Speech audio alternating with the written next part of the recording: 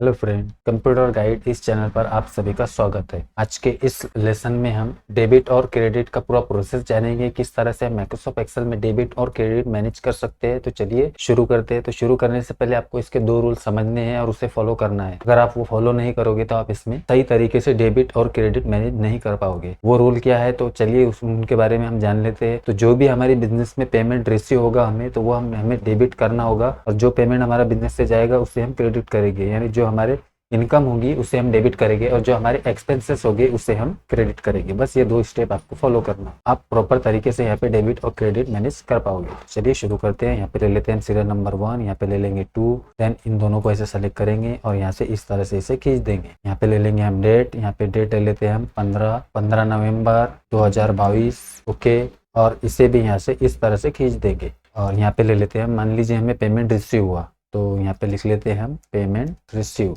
Payment हमें receive हुआ तो वो हमें हमारा डेबिट होगा, क्योंकि वो हमारा इनकम है, हमारी इनकम है। तो सिंपली आपको यहाँ पे लेना है, जैसे पेमेंट हमें रिसीव हुआ 5 लाख रुपए। ओके, अब यहाँ पे हमें क्लोजिंग बैलेंस निकालना है, तो क्लोजिंग बैलेंस हमारा वही डेबिट अमाउंट होगा। सिंपली इक्वल टू लेना है और डेबिट अमाउंट को सेलेक्ट करना है और इंटर प्रेस करना है। और नेक्स्ट टाइम हम यहाँ पे ले लेते हैं, मान लीजिए हमने गुड्स परचेस किया है, गुड्स हमने परचेस किया 1 लाख रुपए का, तो वो हमारा क्रेडिट होगा, क्योंकि वो गुड्स हम परचेस करेंगे तो पेमेंट बिजनेस से जाएगा, तो वो हमारा खर्चा है। गुड्स हमने परचेस किया 1 लाख रुपए का। ओके, अब आपको यहाँ पे अवेलेबल बैलेंस निकालना है, तो सिंपली इक्वल टू लेना है, क्लोजिंग बैलेंस को सेलेक्ट करना है और सिंपली इसमें प्लस कर देना है आपको डेबिट अमाउंट को, और इसमें से माइनस कर देना है आपको क्रेडिट अमाउंट को। सिंपली इंटर प्रेस करना है। 5 लाख रुपए हमारा अवेलेबल बैलेंस था, जिसमें से 1 लाख रुपए का हमने गुड्स परचेस किया है, तो 4 लाख रुपए अभी अवेलेबल बैलेंस हमारा आपके सामने यहाँ पे आपको शो हो रहा होगा। और देन आपको ये जो आपको प्लस का आइकॉन शो हो रहा है, इसे सिंपली इस तरह से यहाँ पे खींच देना है। इससे क्या होगा कि जब भी आप यहाँ पे डेबिट और क्रेडिट करोगे तो ये बैलेंस हमारा ऑटोमेटिक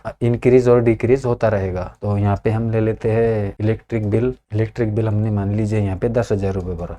ओके, तो ये देखिए ये बैलेंस हमारा ऑटोमेटिक अपडेट होता रहेगा। अब यहाँ पे हमने गुड्स सेल किया, गुड्स हमने सेल किया, तो ये हमारी इनकम होगी, क्योंकि हम गुड्स सेल करोगे तो हमें उससे पैसे मिलेंगे, तो वो हमारी इनकम होगी, तो वो हमारा डेबिट होगा। सिंपली आपको यहाँ पे गुड्स हमने सेल किया, यहाँ पे मान लीजिए हमने 1.5 लाख रुपए का गुड्स सेल किया। ओके, तो इस तरह से आपको दिन भर की सभी एंट्री कर लेनी है, जो जो आपको डेबिट करना है, जो आपको क्रेडिट करना है, तो आप इस तरह से यहाँ पे सब कुछ कर लीजिए। और लास्ट में आपको यहाँ पे टोटल निकालना है, तो सिंपली यहाँ पे टोटल लिखिए, टोटल अमाउंट, और यहाँ पे आपको डेबिट का टोटल करना है, सम करना है, तो इक्वल टू लेना है, यहाँ पे सम का फॉर्मूला लगाना है, सिंपली कीबोर्ड पे टैब दबाना है और रेंज को इस तरह से सेलेक्ट कर देना है, ब्रैकेट को बंद कर देना है और इंटर प्रेस करना है। ओके, तो इससे होगा क्या कि डेबिट अमाउंट आपके सामने शो होगी। देन आपको ये प्लस का आइकॉन जो शो हो रहा है, इसे यहाँ से इस तरह से खींच देना है, तो क्रेडिट अमाउंट का भी यहाँ पे सम टोटल आपके सामने शो होगा। देन आप हमें यहाँ पे क्लोजिंग बैलेंस निकालना है, तो सिंपली इक्वल टू लेना है, डेबिट अमाउंट को सेलेक्ट करना है, उसमें से माइनस कर देना है आपको क्रेडिट अमाउंट को और सिंपली इंटर प्रेस करना है। तो ये था माइक्रोसॉफ्ट एक्सेल में सिंपल प्रोसेस डेबिट और क्रेडिट का मैनेज करने का। आई होप आपको पसंद आया होगा।